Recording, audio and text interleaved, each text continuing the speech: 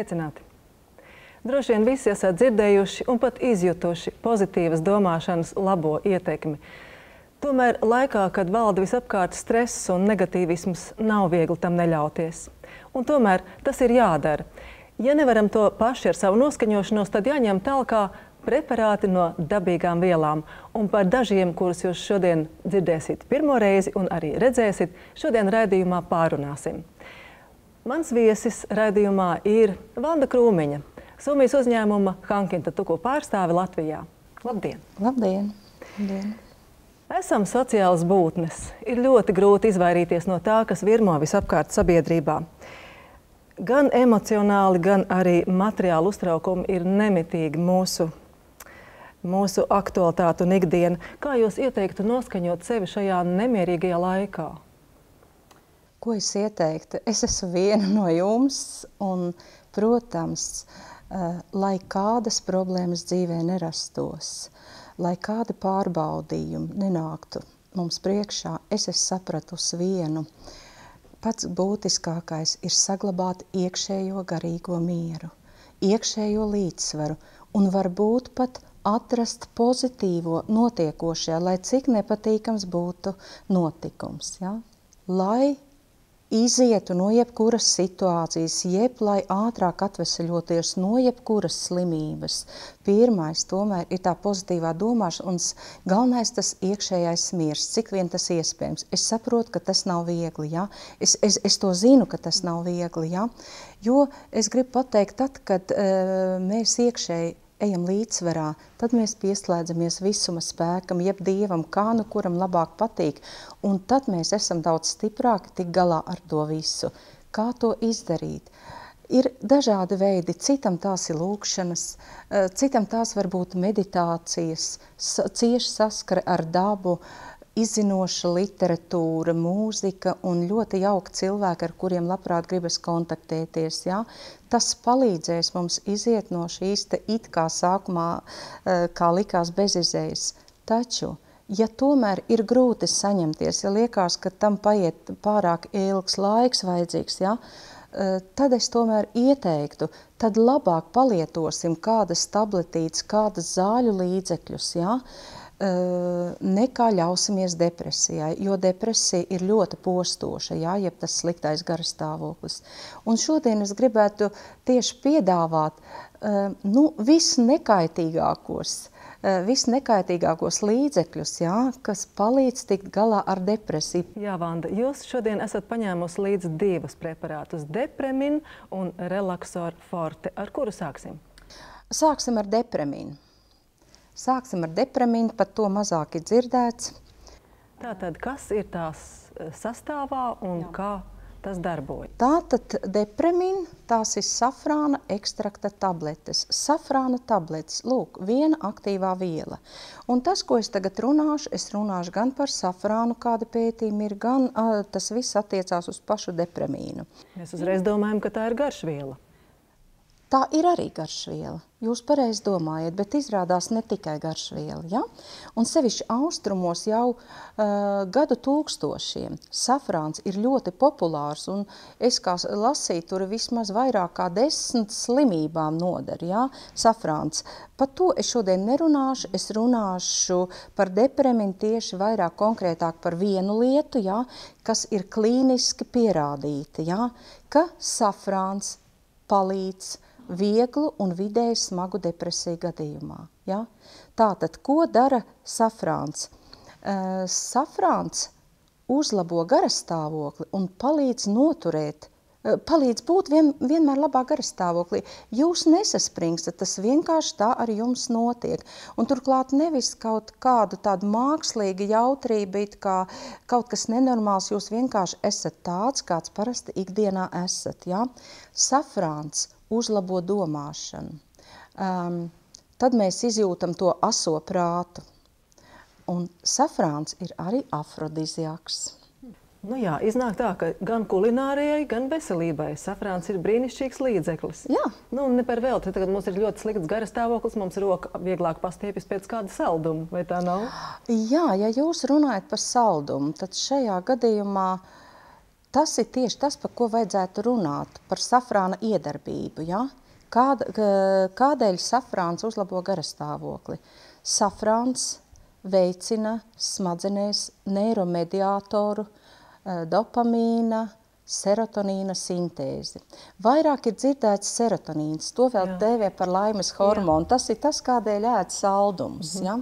Serotonīns noņem stresu un palīdz atslābināties, nomierināties.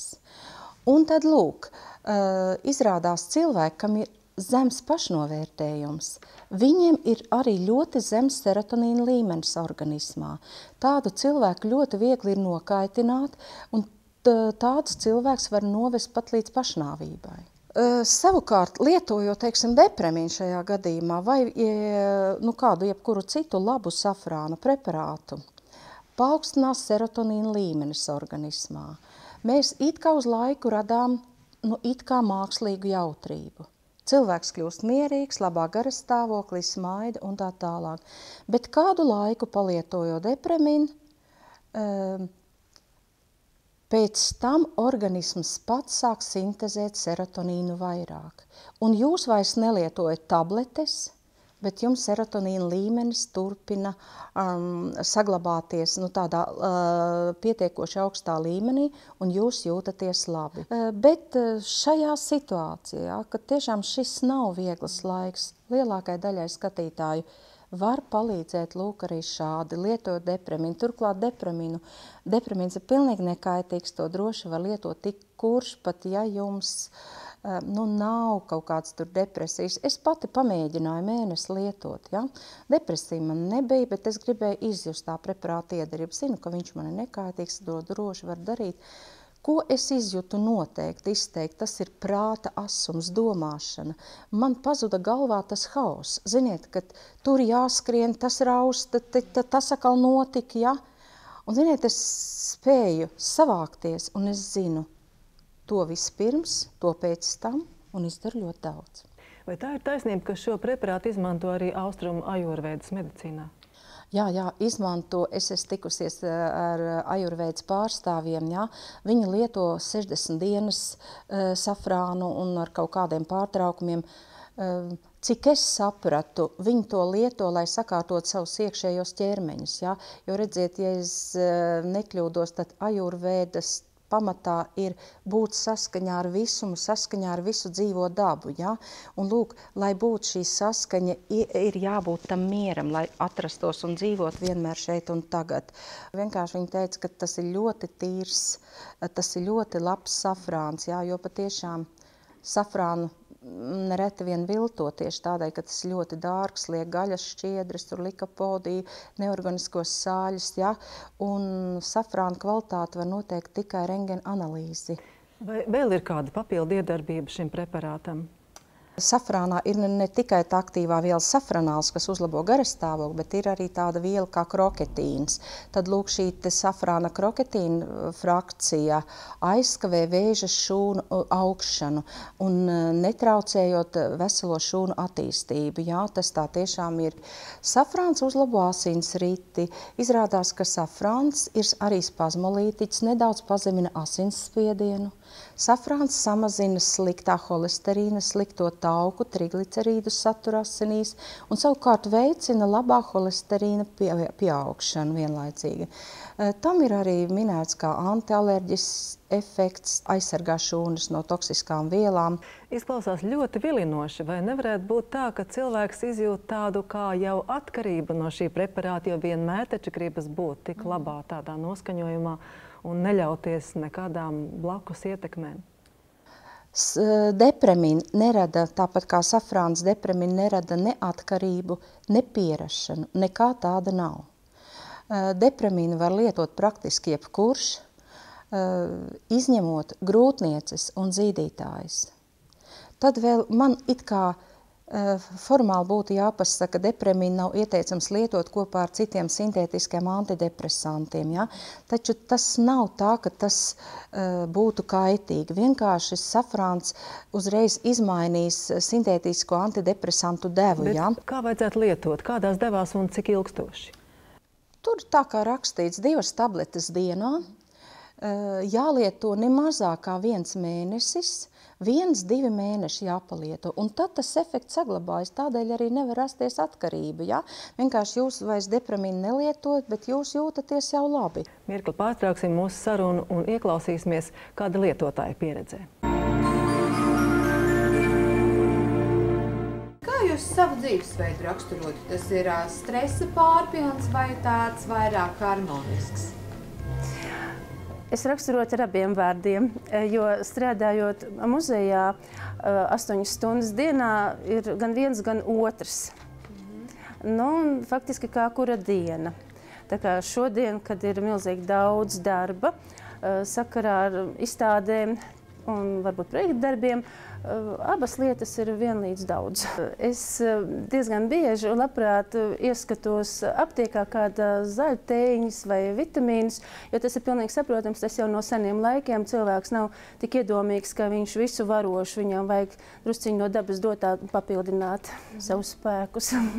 Kā jūs pati tad nonācāt pie secinājuma, kā tos jūsu spēkus vajag papildināt un tieši tādā iepriecinošā nozīmē? Es redzījumā dzīvīti redzēju sižetu, kurā tiek pieminēts safrāns. Un tā kā es diezgan daudz interesējos par viduslaikiem, man darbs ir saistīts ar viduslaiku celtni un notikumiem, tas man nebija jaunums. Un safrāns man bija pazīstams, tikai es saprotams, viņu savā dārziņā izaudzēt nevaru, un tā ir ārkārtīgi dārga garšviela, ko es pazīstu. Bet es zināju arī no Ibn Sina rakstiem, ka viņš dod uzmundrinājumu un līdzsvaru tādā drusku sarežģītā situācijā, ka tu esi varbūt emocionāli un fiziski ļoti, ļoti noguris. Bet tu nevari atļauties slimot, jābūt vairāk vai mazāk izturīgam. Un darbā, ja drūms cilvēks, nu, īpaši labas sekmes gūt nevar. Tad es gāju uz aptieku, un nebija grūti atpazīt, jo uz kastītes es atpazinu safrānu, tas ir vēlziede, vai krokus. Tas, ko piedāvāja šis preparāts, viņš ir pilnībā taisnojies. Pilnībā. To es tiešām varu teikt, jo man kolēģi arī to zina un ir sākuši lietot. Kad tad jūs viņu sākāt lietot un cik ilgi palietojāt? Es faktiski 2 tādas kastītes nopirku un lietoju. Un tas grūtākais laiks bija pavasaris. Tad arī grūti gāja, varbūt visiem netik viegli, bet tiešām es to varu teikt, ka tas dar labi un nav tik dārgi. Nepametīsim novārtā arī otru preparātu Relaxor Forte. Jā. Kādas ir tā stiprās puses? Relaxor Forte stiprās puses ir tā, ka tas nomierina. Tas palīdz pie hiperaktivitātes, noņem stresu. Tas ir pasifloras ekstrakta tabletes, kuras vajadzētu sūkāt zem mēles 2 līdz 4 tabletes, var arī vairāk. Tur ir 40 tabletes, maksā 5 lati, tas ir 10 vai 15 dienām viens iepakojums. Ārzemēs ļoti populārs, teiksim, pasifloras preparāti, ļoti populāri, tos izmanto, lai palīdzētu iemigt veciem cilvēkiem un maziem bērniem. Pasiflora der sievietēm menopauzes vecumā. Ne katrai, bet ļoti daudzas arī Latvijā lietoju, zinu, un ļoti labas atsauksmes. Pasiflora darbojas ātri. Pēc pusstundas, pēc stundas viss sākās, bet iedarbības laiks beidzās kaut kur pēc 5 vai kādām 7 stundām. Nec depramīns, nec Relaxor Forte nedod miega efektu, taču cilvēks nomierinoties, lietojot dažas dienas, pēc tam sāks labāk gulēt. Un miegs ir ļoti labs, dziļš miegs, un no rīta pamodīsties bez tām smagajām paģerām, kas mēdz būt lietojot miega līdzekļus, vispār līdzekļus ar narkotisku efektu. Šie nedod miegu, bet viņi nomierina. Teiksim, lietojot relaksoru vai depramīnu. Jūs droši variet vadīt automašīnu, jūs variet iet kārtot eksāmenus, ja? Jums galva strādā labi. Un arī Relaxor Forte nedaudz pazemina asinsspiedienu. To ieteicams lietot arī asmātiķiem, ja viņi atvieglo drusku elpošanu. Nu, tas ir tā ātri. Tas ir diezgan labi pazīstams preparāts. Es skatos, ka cilvēki ļoti daudz viņu pērk. Izklausās ļoti līdzīgas iedarbības abiem preparātiem. Ar ko tad tie būtiski atšķiras? Vai viens ir vājāks, otrs stiprāks? Šis noteikti ir stiprāks. Tam ir ilgstoša iedarbība. Iedarbība sāks pēc nedēļa ilgas lietošanas. Lieto mēnesi vai 2 atkarībā no vajadzības, ja? Un tā iedarbība, kad pārtraucam lietošanu, turpinās vēl diezgan ilgu laiku. Nu, katram tas būs individuāli.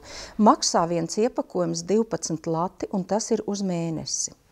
Šeit Relaxor Forte maksā apmēram 5 lati, tas ir uz 10 vai 15 dienām viens iepakojums. Relaxor Forte ir ātra iedarbība.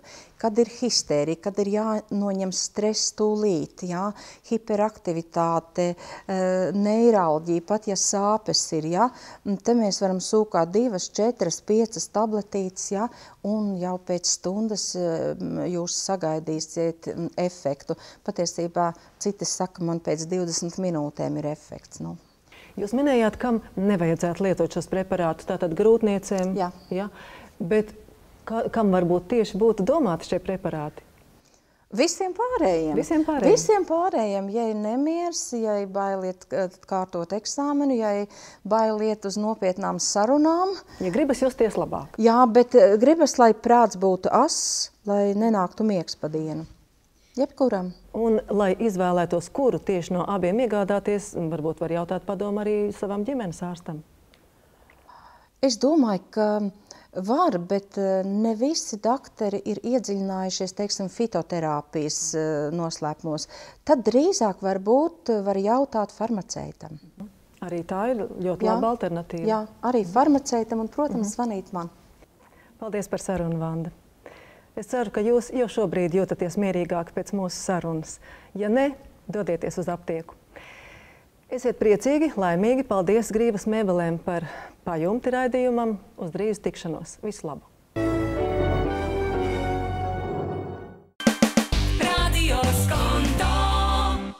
Radio Skonto savus klausītājus ir pieradinājis pie tā, ka katru gadu notiek akcija, kur atbildot pareizos atslēgas vārdus, savā īpašumā var iegūt auto. Kā jūs izvēlaties telefonu numurus, uz kuriem zvanāt? Izvēlamies no visiem Latvijā piešķirtajiem tālruņa numuriem, kas ir pieejami datubāzē numuri LV. Un tad parasti Excel datni vai fails, kā to moderni sauc, ģenerē mums šo numuru, un mēs tad uz šo numuru arī zvanam. Cilvēkiem vienmēr gribas būt pārliecinātiem, ka viss notiek pilnīgi, godīgi un taisnīgi. Nu, ko jūs varat teikt šajā jomā? Nu, arī man skatās uz pirkstiem, un es nekam nevienam citam nevaru piezvanīt. Un datubāzē izmaiņas es veikt nevaru, un katrs mans ģenerētais numurs tiek pierakstīts. Kad jūs esat sazvanījuši šo cilvēku, viņam ir jāatbild pareizie vārdi? Jā, nesakot ne jā, ne halo, ne labdien, viņam ir jāsaka, mans mīļākais radio ir Radio Skonto. Un tālāk, kas notiek, ja viņš pasaka pareizos vārdus? Ētera atskan ovācijas. Mans mīļākais radio ir Radio Skonto.